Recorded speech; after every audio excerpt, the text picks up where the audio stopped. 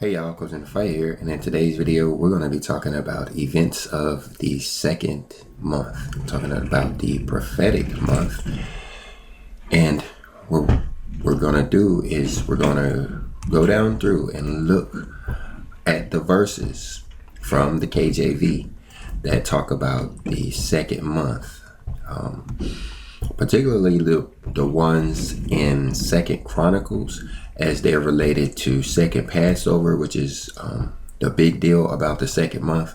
But these other verses, even the ones in Ezra, kind of paint a picture of what's going on in the second month. So Abba willing, Father willing, we're going to go down through each of these verses and pull out what he wants us to bring out. He has, of course, way more. Talking about our Father in heaven, hallowed be his name, but we give him all praise and honor for what he allows us to understand and share.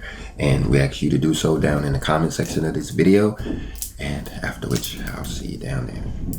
But let's get started here in Genesis chapter 7 verse 11. It says, in the 600th year of Noah's life, in the second month, the 17th day of the month, the same day were all the fountains of the great deep broken up, and the windows of heaven were opened.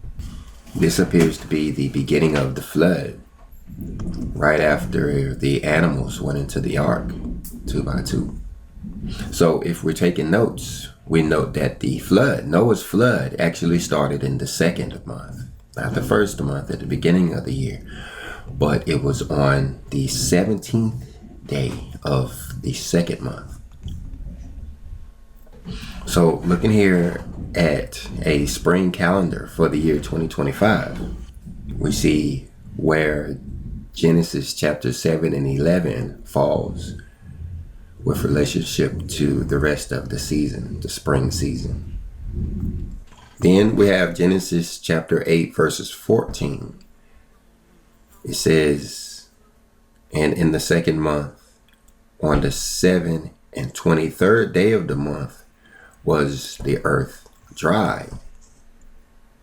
You see here, this is at the end of the flood. We know that Noah was on the ark for about 371 days. And so there we see where the 23rd day of the second month falls in 2025. Thursday, May 22nd. Then we have to go down to Exodus chapter 16 verse 1, which says, and they took their journey from Elim, and all the congregation of the children of Israel came unto the wilderness of Sin, which is between Elim and Sinai, on the 15th day of the second month, after their departing out of the land of Egypt. So this is immediately after the children came out of Egypt. Of course, they crossed the Red Sea in the first month, just like they crossed the Jordan in the first month. But we see here that they actually started the journey in the second month. The walls of Jericho fell in the second month. Now, the next time we see second month is Numbers chapter 1, where it says, and the Lord spake unto Moses in the wilderness of Sinai, in the tabernacle of the congregation, on the first day of the second month, in the second year after they came out of the land of Egypt. So this is the second year. In Exodus 16 and 1, that was the first year when it started, the same season they left. But here we see them a year later, and now the Lord is speaking unto Moses in the wilderness of Sinai, or the wilderness of Sin. And you see here, he's about to number the congregation from 20 years old and upward. And in verse 18, it says, and they assembled all the congregation together on the first day of the second month, And they declared their pedigrees after their families, by the house of their fathers, according to the numbers of the names, from 20 years old and upward, by their polls.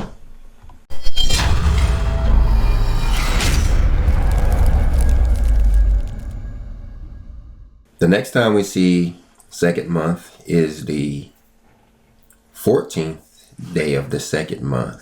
At even they keep it and eat it with unleavened bread and bitter herbs. This is coming out of Numbers 9:11. Verse 10 says, "Speaking to the children of Israel, saying, if any man of you or of your posterity shall be unclean by reason of a dead body, or be in a journey afar off, yet he shall keep the Passover unto the Lord. The 14th day of the second month at even they shall kill it, and eat it with unleavened bread and with bitter herbs." Okay, so let's look at this a little closer. Numbers 9, 10, and 11 in the concordance. Look at the Hebrew. We see the word unclean down here, 29:31. Foul, unclean. Translated as defiled, unclean, unclean thing, unclean woman who was unclean. Then we have 53:15, which is nephesh, soul, life, self, person, heart, creature, mind, living thing, a breath, creature, animal of vitality. Nephesh? That's a lot like nephesh or breath. 53:14, to be refreshed or to take breath, to revive. Translated as refresh or refreshed. So it's not necessarily saying a dead body. So you could be unclean for any reason related to soul, life, self, person, heart, creature, mind, living being. So for any reason, this could be Leviticus 15, as well as other reasons why a person could be unclean. With the significance, of course, being that they can now participate in Second Passover. That's significant. And then it says, or on a journey, which is 1870. The rock, the way, road, path, journey, manner, conduct.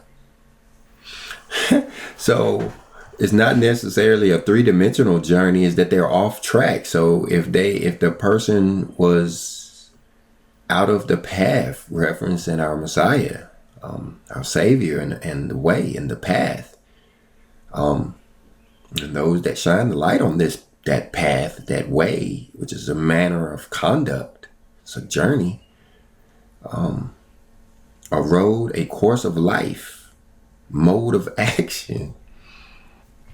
Then the next word used is wachawakwa.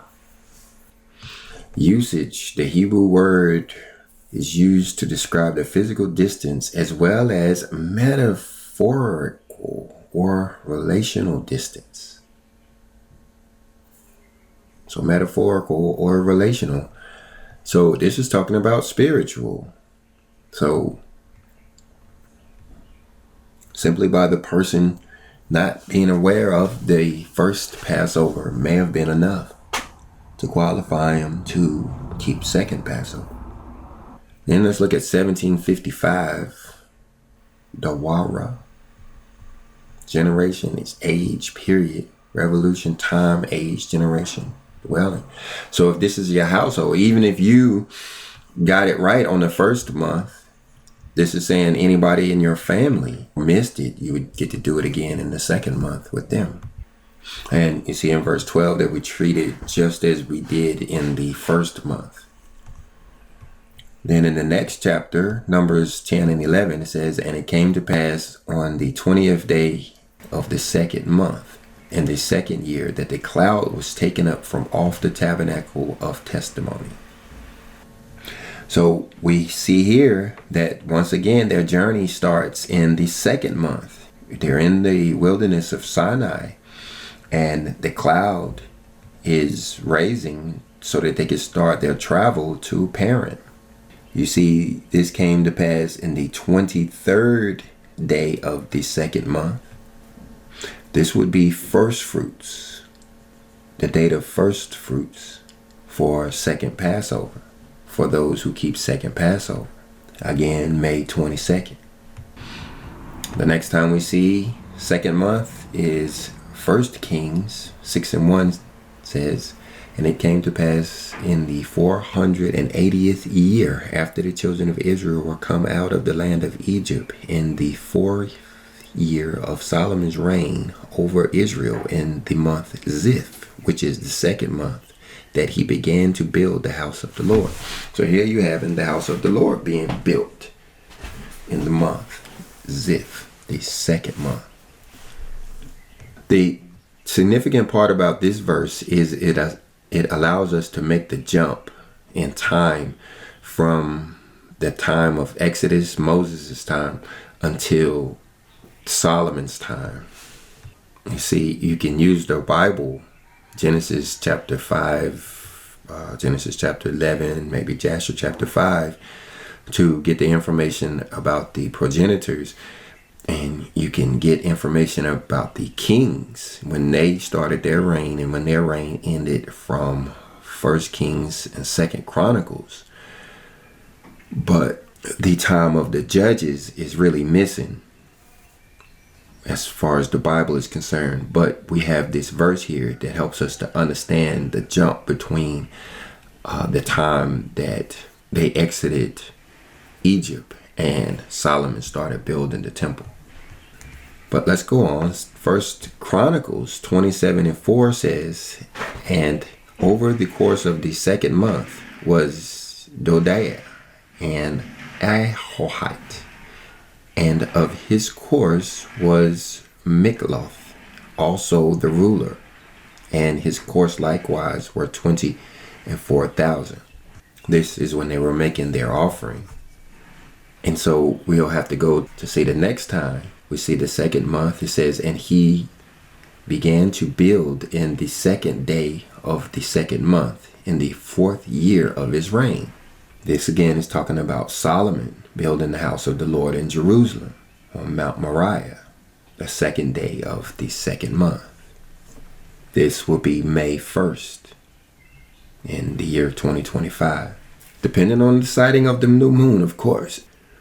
It will have a 0% moon on the 27th of April.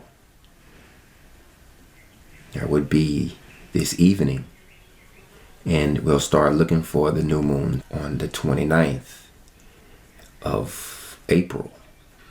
That's when the 30th day of Nisan, or the 30th day of the first month, will end, which means that we will see the new moon on that evening. And if we do, then April the 30th will be the first day of the second month, IR1, making May 1st, IR2. That's the day of the building of the temple. And of course, now we're talking about a spiritual temple. So this is the day that our Father could very well start the construction of that temple on our hearts. But then let's jump down to Second Chronicles chapter 30, verse 2. This is King Hezekiah sending a letter out to all of Judah, Israel, Ephraim, and Manasseh, inviting them to Jerusalem for the Feast of Passover in the second month. And you would have to go back to chapter 29 to understand why that is. It was immediately after the king had taken his reign that he started getting the people back on track as far as Passover was concerned. And it appears that he did a good job. It's just that it wasn't very many people there in the first month, and they wasn't fully, prepared. And so he ended up writing this letter for all of Judah and Israel to unite them, no doubt, along with Ephraim and Manasseh. A lot of these people were in disagreement, but for the first time they're being reunited here for second Passover. So that would be the 14th of Iyar. But we have to remember that these feasts start in the evening. So we would actually have our communion celebration on May the 12th in the year 2025. That's second Passover. That's the evening when we have dinner after the sun goes down. That will be the eve of the 14th day, as we see there in Leviticus chapter 23, and the eve that we have the communion. Now, of course, the Passover will be roasted by fire on May the 13th. That's the day that, people will be actually cooking their offering, their whole. They will be cooking their offering whole on that day. It takes 6 to 8 hours. So that would be May the 13th. And then on that evening, they will start to eat that lamb, which will be the beginning of the week-long festival of Unleavened Bread, starting there on or about May the 14th through the 20th. May 20th being day 7, that's a Holy Convocation Day. Again, they'll have their first fruits celebration on May the 22nd. And the last time we see the second month is in Ezra chapter 3 and verse 8, which says, in the second year of their coming unto the house of God at Jerusalem, in the second month began Zerubbabel, the son of Shealtiel, and Jeshua, the son of Jozadak, and the remnant of their brethren, the priests and the Levites, and all they that came out of the captivity unto Jerusalem, and appointed the Levites from 20 years old and upward to set forward the work of the house of the Lord. Notice all the similarities. You have those that are 20 years old and upward, as we see being numbered back in Numbers. And we also see the beginning of the building of the house of the Lord in the second month, as we saw back there in Second Chronicles with Solomon, with the priests and the Levites leading the way. So you have the second month, which could actually end up being more important than the first month, if you think about it, because like what we read in chapter 29 of Second Chronicles, Hezekiah had a lot of people there celebrating first Passover, but it was primarily the priests and the Levites. So it was those who were already thinking about such things, one could argue.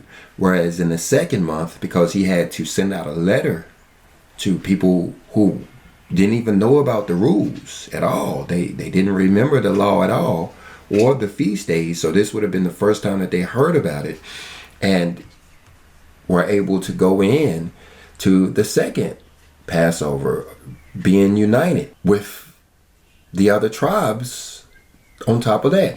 And then when you look back at the other events, like how the flood was started and completed in the second month, I don't know what to say, guys. Y'all let me know what you think about it down in the comment section, and we'll obviously have to put out something else, to follow this up. So make sure you subscribed, and shalom.